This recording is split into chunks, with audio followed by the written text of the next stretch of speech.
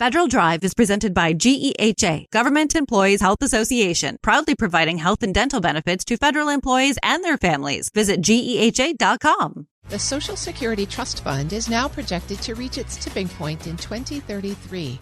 That means there won't be enough money to pay current and future benefits at today's rates. What might that mean for retiring federal employees as they consider when to draw Social Security and when to withdraw from their TSP accounts? Principal with Retire Federal, Tammy Flanagan, is here with some ideas. Tammy, thanks so much for joining me. It's delightful to see you. Good to see you too, Terry. Thanks for inviting me. We've got a couple of reports to talk about. So let's first start with Social Security. The Social Security trustees released a new report on the health of the Social Security Trust Fund. What in there caught your eye? Yeah, every year about this time, the Social Security actuaries come out with a report, and I think it's mostly to tell Congress, hey, we got to do something, because every year so far in the past several years, we've seen that the trust fund is not going to be able to pay full benefits starting about 10 years from now. In fact, that's now in the year 2033. So that's really less than 10 years from now.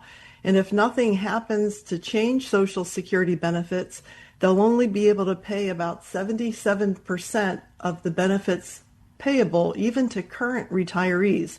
So I have a feeling Congress won't let that happen. It's just a matter of when will they make the needed changes to avoid that serious reduction in benefits.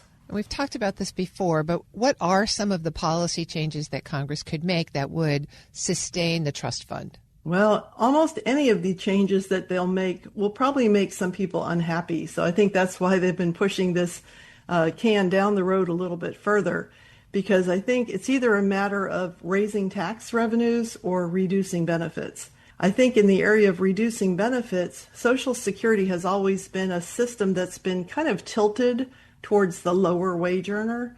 So people who have worked at pretty relatively low or moderate wages throughout their career will get a higher return on their investment in Social Security, whereas higher wage earners, in theory, weren't as dependent or won't be as dependent on social insurance, so those benefits will be less of a replacement of income. So I think we may see more of a tilt in the future where the higher wage earners will get even maybe a little less replacement income, but it will be protected for those low wage earners to avoid them becoming impoverished. Now, on the side of increasing revenues, that 6.2% FICA tax that we've been used to paying for a few decades now, that could go up. Who knows by how much. Another thing that I think is likely to change is the amount of income subject to the FICA tax. That income is under $200,000 a year.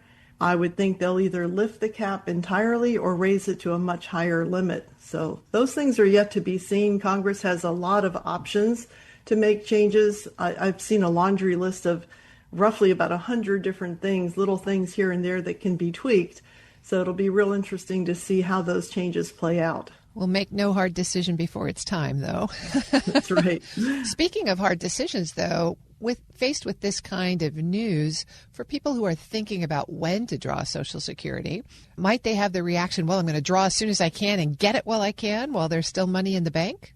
I hear that a lot. Get it while the getting's good. So I'm going to take it as soon as I turn 62. But be careful, because those who draw Social Security at 62 and then decide retirement's not quite what I thought it was going to be, and they go back to work, remember that there's an earnings limit that's relatively low. So if you start to earn above that limit, you're going to lose some of that Social Security benefit. And if you don't tell Social Security that you return to work, you might find yourself with a large overpayment that has to be repaid.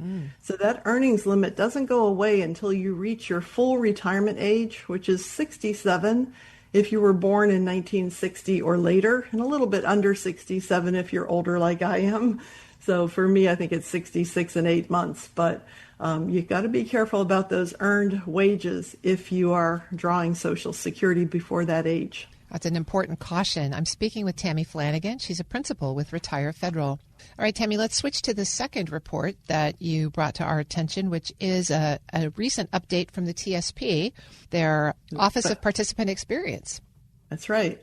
Yeah, the TSP often, actually almost every month or every time the board of the TSP meets, they put out the statistics of a lot of different things regarding TSP participation.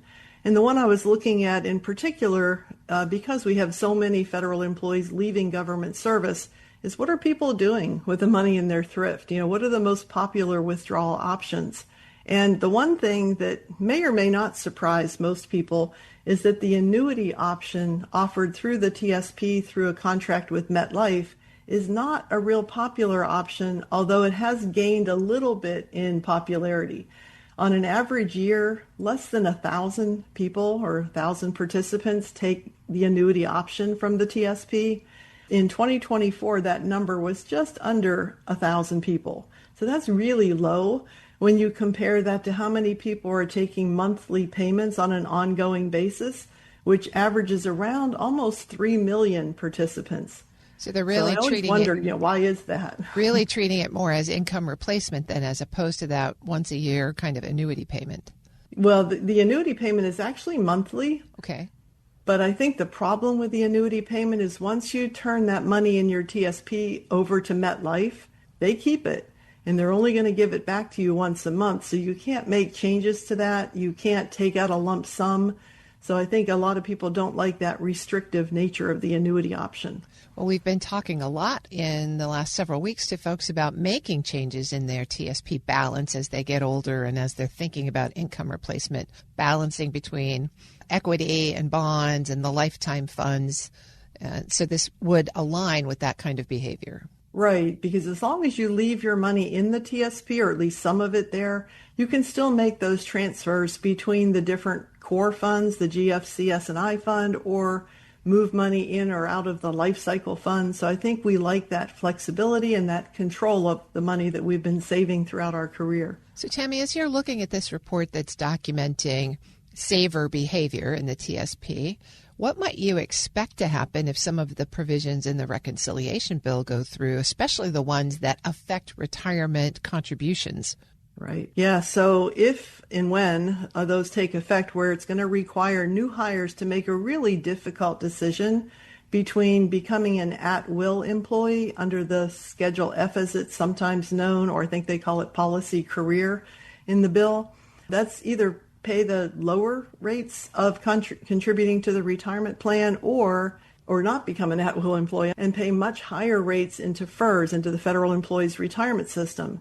And I think as a result of having to pay those higher contributions to FERS, it's going to be much more difficult to get employees to save voluntarily in their TSP account. I hope that people still contribute 5% so they at least get the matching agency funds. But I have a feeling those non-participation rates may rise as a result of new hires coming right out of school in some cases who can't afford to pay rent, let alone save for their retirement that could be decades into the future. Right. And that 10% payment to maintain your protected status is a pretty hefty bill, especially, as you say, for young federal employees. Right, because you pay that in addition to FICA taxes, and then try to save in the TSP. All of those go towards future benefits that new hires might be more worried about paying off a student loan or paying rent rather than retirement planning. Well, I know we're all watching those provisions with bated breath to see how they manage through. Let's tackle one more topic today. I think we have some time. The online retirement process. We talked about that the last time you were here, that OPM is moving to an online retirement application process that they say is going to speed processing. It is going to do some things. I think it will be an improvement, certainly over the way things are done now when everything goes into a FedEx envelope and gets mailed to the mailroom at OPM. So I think what's going to be a little faster and less onerous is the process for an employee to submit their application. Right now that involves a paper application, either typing it in or, even handwriting it in and giving it to your HR specialist who can be in another state. So being able to submit that on your computer with little delay, I think that will help, and maybe even avoid some of the errors that employees make when they're filling out that application. Maybe they forget to sign something. So I think this will prompt them to make sure they make those applications more accurate. I think it'll also help the agency when they're submitting that whole retirement package to OPM, and again, in an effort to make less errors, because that can be a problem that does cause delays. But once that application gets to OPM, whether it's electronically or by mail, it has to be adjudicated or finalized. And for some employees, there are some things that will cause delays, such as what if you've gone through a divorce and now you have to go through the court order benefits branch to have those folks look at that application, look at your divorce decree, and figure out how much of that retirement or survivor benefit is going to go to that former spouse. That can be an area that's going to cause a month, maybe 2 or 3 months of delay, depending on how backlogged those folks are in the court-ordered benefits branch. Some folks are retiring under CSRS offset. That requires a coordination with the Social Security Administration. That's kind of out of OPM's hands of how long it's going to take Social Security to respond to those requests. So the average retirement where an employee has stayed at the same agency for 30 years, never gone through a divorce, never moved between agencies, those claims can get processed really quickly, even without electronic applications. But those ones that have missing documents for service history or divorce decrees or certain things that require coordination with other offices, those are still going to take some time. So I think we'll see some employees still complaining about delays, but hopefully the majority of employees who retire will get things processed fairly quickly. Tammy Flanagan is a principal with Retire Federal. Thank you for joining me and for your practical advice. Always appreciate it. Thank you, Terry. It's been a pleasure. We'll post this interview at federalnewsnetwork.com/Federal Drive. Hear the Federal Drive on demand. Subscribe wherever you get your podcasts.